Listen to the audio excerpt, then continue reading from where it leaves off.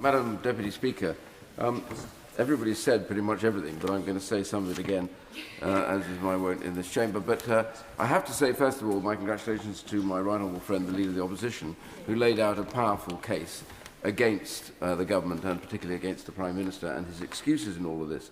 But today I thought we had something really very intriguing take place, which is we had the person that had just been sacked brought to the Foreign Affairs Select Committee to give testimony about what this was all about. And what we really learned was how much that this government had wanted, for some reason, Peter Mandelson to take over that job of being ambassador, that they drove everything aside in the pursuit of this, bullying civil servants, essentially sacking one of them because he didn't give the answers, it appears, that they wanted, and excusing themselves on the basis that everybody else was wrong and they were right. Well, they weren't, and this has now come home to roost. And so the essential fact of this is, you know, many of us knew about Mandelson's activities. I have literally here a great dossier on him about his links with China, hundreds of names to do with the people he had met and who he had been giving details of all sorts of things to. We know now that he lobbied the government. He lobbied them over electric vehicles and the tariff. Outrageous, really, continued to put pressure on them, even when he was given the job. That is the nature of the man, still repaying his links back to China.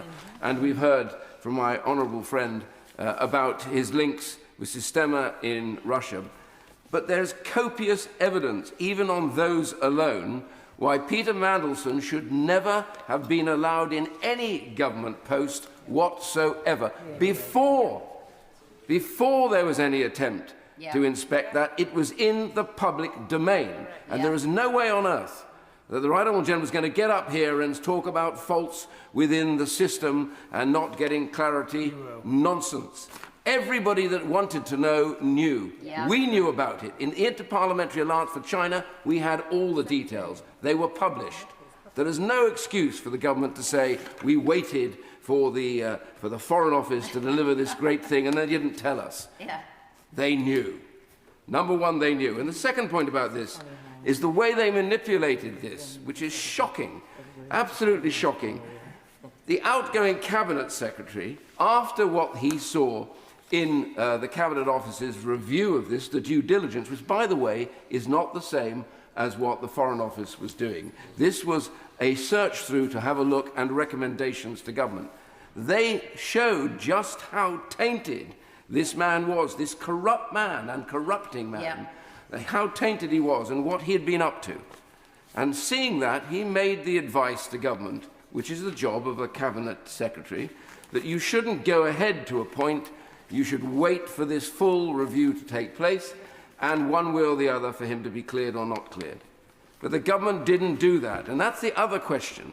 In what world would they go ahead, despite that advice, sensible, reasonable advice? Why do they press on? Not only do they press on, but at such speed, and they put the King, His Majesty the King, in the firing line on this.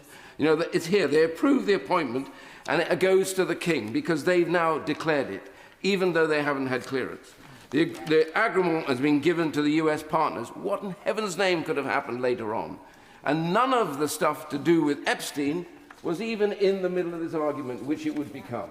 So the man is utterly corrupt, and they want him as our ambassador. And he's given highly... And this is the other bit about today that I found astonishing. The admission by the ex-permanent secretary, Olly Robbins, that he understood that despite the fact that he wasn't cleared, he had been given strap clearance to see documents of such importance that they could have brought the government and the country down.